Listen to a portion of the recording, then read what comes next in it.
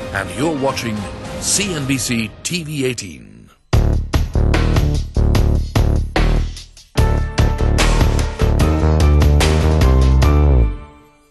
Thank you, sirs, for joining us. All over the world, we see that sector regulators are a very, very important office, because ultimately they are the ones who deal with day-to-day economic governance, much more than a ministry or a politician does. All over the world, regulators are experts. In India, we have only the IAS, retired IAS officers, who become regulators. TRAI, Competition Commission of India, IRDA, even RBI. I mean, we've gone 2 steps forward by making the RBI governor also a retired IAS officer. Why has this happened? Please try and understand, India is very, very new to regulation. Okay? If you created TRAI in 1997 and you gave it certain powers, 3 years later, because you didn't like the chairman, you changed the rules of the game and altered the legislation. And this is a matter of fact. It's not a matter of my opinion. And it was not an IAS officer who was the chairman at that time. It was just that the person was very inconvenient to the incumbent government. Second, in many other places, you have created regulatory institutions which have barely started functioning. Third, where these institutions have started functioning, it is not the full-fledged regulatory institution you see in the West. If you think the FCC and the TRAI are the same, dream on. Licensing is not with me. Licensing is with the government. How many people do you think are willing to come and work as a regulator, be answerable to Parliament, Yes. answer the public, and ask me? I have taken heat from various sources in this room. So don't tell me about heat. And to do it for a salary which is a pittance. No, that could Please, be no, Raghav, the point is this. If the government is going to set that as the wage, fair enough. you are not going to get very many applicants from the private sector. Fair enough. I think that is one component answer. Please take my underpaid regulators. And the only person you are going to get at that wage from the private sector who wants to do the job will not do the job you want. He will do something fair enough. I take that as a substantial answer. Mr. Chawla. I think Rahul has brought out all the aspects. The point is not where the regulators come from. The point is whether they are able to deliver. It's not as if it's limited only to civil servants. I want to move to the most substantial point which is embedded in this.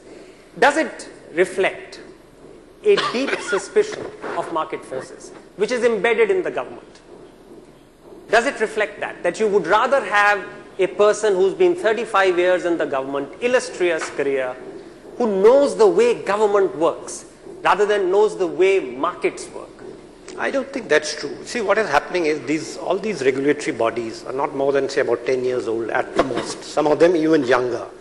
They are in the process of evolving their culture. The shift from the state or the sovereign as a regulator to the regulator as a regulator is gradually taking place. So it's not the fear or the suspicion of somebody coming from outside. It could be, it's possible that there is a feeling that let these bodies grow, let there be people who have handled the system or handled issues from the side of the sovereign. These bodies will grow, people will come, maybe they'll get better paid, and there will be an interest in becoming regulators. It's not going to come in one day or 1 year. So I turn to you, sirs, on the substantial point of the suspicion of market. I mean, this is something that let me give you an example. We have had this FDI in retail. It's just been opened up with a lot of fanfare. The government went and said, we really want to do it. We think it will have a great impact. Once you've done that, there is now so much micromanaging happening that you will sell only this much percentage to this person. You will only set up greenfield. You will not buy. I'm not saying whether it's right or wrong. I'm saying this betrays a suspicion of market, that the markets will not be efficient. Therefore, I have to micromanage. I think 2 or 3 things. One, You need regulators precisely in the areas where you don't believe that leaving it to markets is good enough. I mean, we don't have a regulator determining the price of cars. We believe that's okay, leave it to the market, right? You want he determines the price of television, sir. No. So therefore we are not. If he is determining the price of individual television sets, not sets, channels. That's a different issue, because that's a natural, that's a monopoly which you're handing out. You need some regulation there. No, see, the thing is, this deeply suspicious of market is a very important point. The moment you have a regulatory role, it's not the same thing as having free markets. That's the area where some regulation is necessary. And you have the best regulator in the world for that. His job is to see that markets are competitive. Yes, but what I'm saying is that we're transiting in an environment where the only people who've actually had a lot of experience of government, how governments think, how parliament thinks, are those who worked in government. So therefore, this is a transition. Are you in favor of this micromanaging of FDI and retail that we are seeing? That you will sell only this much here, sell that much there? Let me make one point. The world over, there is a certain change which has been brought about by the 2008 crisis. Many people think what is called the efficiency market hypothesis has been exploded. When you talk about the suspicion of the market, I must say this suspicion of the market is not something peculiar to India. It is something happening everywhere, in the sense that markets have also failed, and failed in a very significant way. Sir, it has been a failure of the regulation of markets, not so much the markets. We can go into the banking failure in the US and Europe, but it was a regulatory failure. The efficiency market hypothesis essentially says that the markets can efficiently allocate, and markets will do. Well-regulated markets can. As I said, the Competition Commission is there to ensure that there is a well-regulated. Look, the efficiency hypothesis relates to the functioning of financial markets. And for long it's been known that financial markets are characterized by what is called asymmetry of information, which is not the case when you're buying mangoes or melons or whatever. So I don't think around the world, the real feeling is that there used to be a perception that it's best to even deregulate financial markets. And indeed, that's what led. That has come to grief. I think the carrying it too far, I'm not talking of retail, but carrying anything too far has its own problems. And therefore, we have to work out a compromise between regulation and innovation. Absolutely. I can see regulation being carried on up to the point at which it will defeat the emergence of innovation. Absolutely. And therefore, striking a balance between innovation and regulation is really the task of the regulators. So I come to the Competition Commission, sir. There is a commission which is mandated to ensure that markets are competitive. Once we have that, and the body is working fine, sir. We have seen several judgments and decisions that they have given. Then to have a super norm on top that you will buy this much from that, this much from here, you will not, as I said, you will not buy out a small entity, you will have to set up capacity right next to it. Are we carrying it too far? And is that the reason you haven't seen anyone come in? No one's come in. People have come, talked, and have gone. So when you have a well-functioning Competition Commission, why do we end up micromanaging? Is it therefore a betrayal of our suspicion of markets? Does the government of India suspect markets? I don't know. See, this is basically a public policy issue. As the Deputy Chairman was explaining, government feels that they need to bring about this change in a calibrated manner. I suppose they'll wait and watch how it works. It's always open to change. That's possible. It may happen in the near future. It's not really, not at this stage, an issue which is bothering us or which is agitating us in the Competition Commission. Okay, I want to talk about another thing, sir, about when in this whole business of, and I'm sticking to regulators because I, as a practicing business person, know how important regulators are. They can make or break the prospects of a business, as we are seeing in the case of FDI and retail, as we have seen in the case of several businesses. The amount of expertise and literacy about a sector that is needed. That somehow gets lost. And let me again give you an example, and therefore I would like you to respond to that example. About 5 years ago, there was this whole question of put and call options in India. It's a technical subject. Financial people know it. Corporate legal people know it. Suddenly, the government of India one fine day said that if you have a put and call option, this is not equity, this is actually debt. And then banned it. And then banned it. And then for 3 years, when investments started dropping off because the world knew put and call options as a very standard instrument, the government realized that maybe we've done something wrong. And then it was reinstated. So my question is, if the government had people with expertise, this question of put and call options, whether they have debt features or equity features, could have been sorted out in 60 minutes in a room. And it took 4 years of a ban and a revocation of a ban, and we suffered. So I come back to that question of why is the government suspicious of market forces, suspicious of expertise, which is outside the government? Regulation is about public policy, about trade-offs. My charter, for instance, says I'm responsible for protecting consumers. I'm also responsible for orderly development of the industry. They're conflicting objectives constantly. And that is why perhaps a plausible explanation for somebody who spent 30 years in public service to come and do something about public policy, because that's all he's done for 35 years. Please ask me any question you wish to on what the institution has done over the last one and a quarter years I've been on my watch, and I will happily answer. No, fair enough. So let me put the put-call question to you, sir. You've been in government for so long. Now, it was astonishing for the world outside that India, a mature economy, suddenly says that put and call options are banned. It's a very standard financial instrument. And it may look like a small issue to you, but in the world outside, it stuns people. Just as the Vodafone tax case stunned people, just as the Shell tax case stuns people. It may be very small for you, sir. For the world outside, it's what is India up to? No, look, I'll put it this way. When you're moving from a position that's restrained or restricted and regulated to a position that is actually more liberal, there's always uncertainty about who's taking advantage of it. I mean, that's sort of regulatory arbitrage, right? Now, one approach is that you're very clear that you're going down this road, and basically the ones who are faster and quicker off the mark will take advantage of it. And in those cases, the best thing to do is to put in to move faster rather than slower. But what happens is that when you do something is liberalized, something else is being restrained, somebody finds a way of doing regulatory arbitrage, immediately people say, hey, can we stop it? Now, the truth of the matter is that if you can't stop it, or if the only way you can stop it is by creating a huge amount of damage, you shouldn't do that.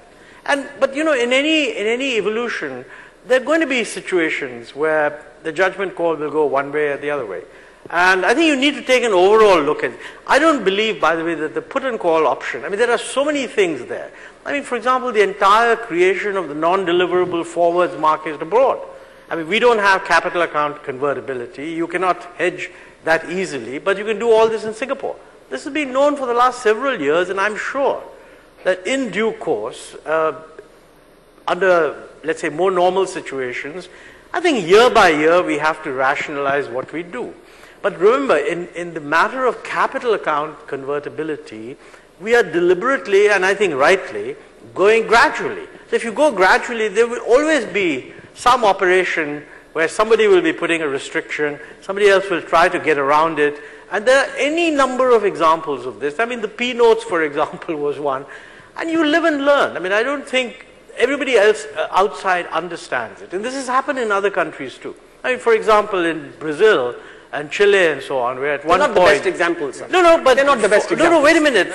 For restraining capital flows they were, it turned out they said, you can't allow short-term debt because we don't want debt. So people did put and call options on equity, and they realized that it's exactly the same thing.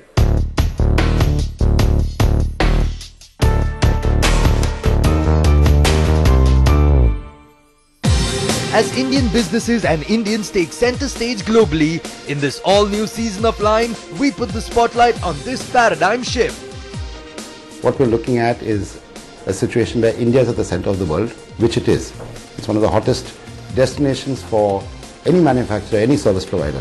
Watch the curtain raiser of Line Season 5 at these times only on CNBC TV18. Presented by Hindustan Unilever Limited.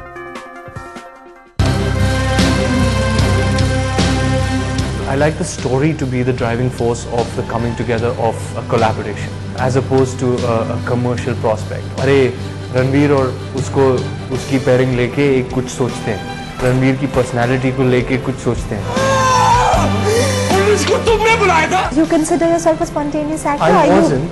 I've completely broken out from what I used to be. I used to prepare, study, plot and scheme different ways of how I can do this. I would have 5 options ready, 10 options ready. Now I'm a little more confident, a little more comfortable.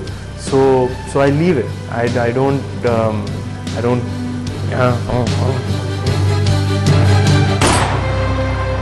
I hope with each film I'm able to take one step forward.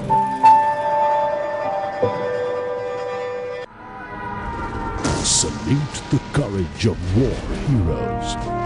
Nagaland, the land of the glorious past. At 8 p.m. every day, my eyes are actually glued to see the India Business Update. India Business Update really is a one-stop solution. In just a few minutes, it gives you a very good summary of the business news of the day. You click and read a bit more detail about some of the articles because, if you're traveling, you lost touch with the market. I look forward to getting my India Business Update every evening. India Business Update, CNBC TV18's daily business newsletter, celebrates 4 years of intelligent business updates.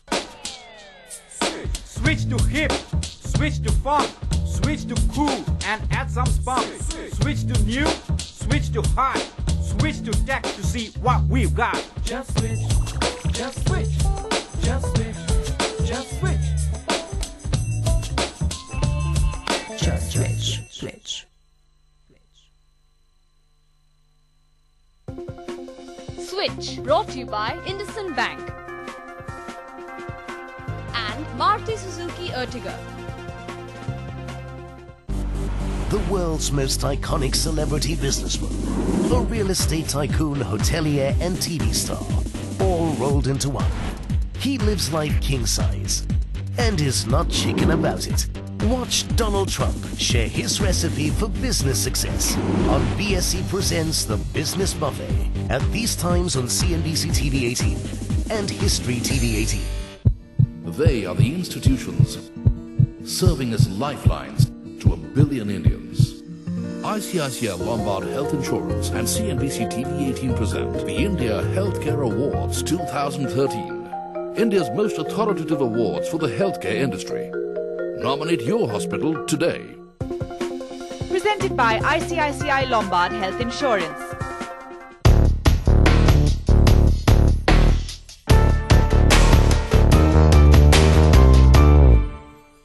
We must be about the only country in the world, sir, which prefers FII over FDI. We give them full tax breaks. They are fully convertible. FII money is convertible, 100% convertible in the capital account. It can come in today, go out tomorrow. In FDI, we create all kinds of problems. When it should be the other way around, we should be actually welcoming FDI and putting a few more curbs on FII.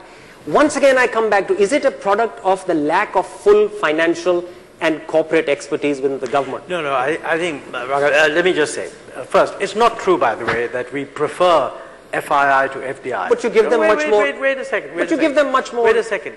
By the nature of FII, since they don't have any management control, the worry about FDI, you may say that worry is irrational, but if you took a public vote on it, they wouldn't support you. The worry about FDI is that in certain areas, somehow, you don't want foreigners to control.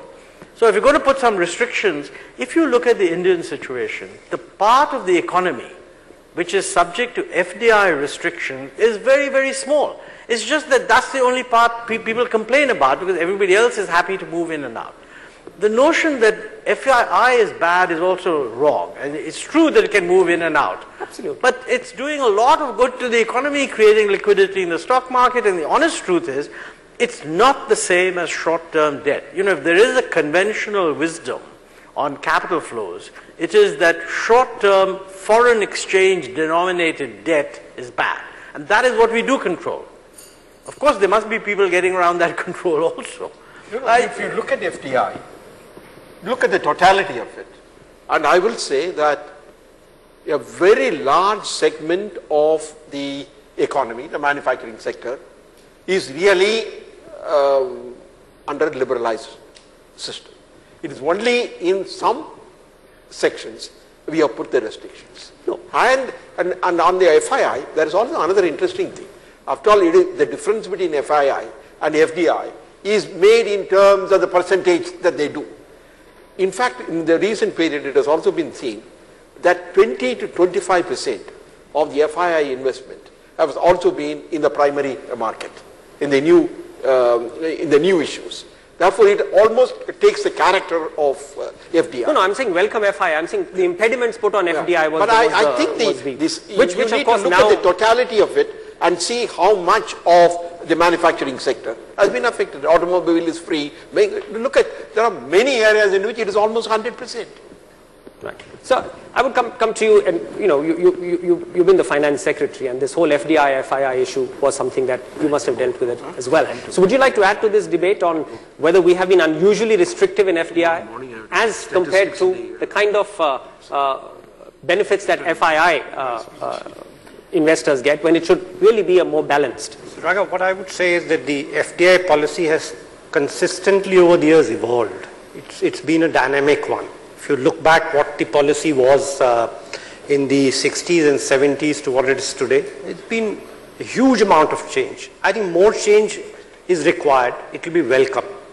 It seems to be, from what I see from the papers, and I'm not now part of the governance paradigm in the government, but from what I see, it's those changes around the corner. I think those would do good to the country.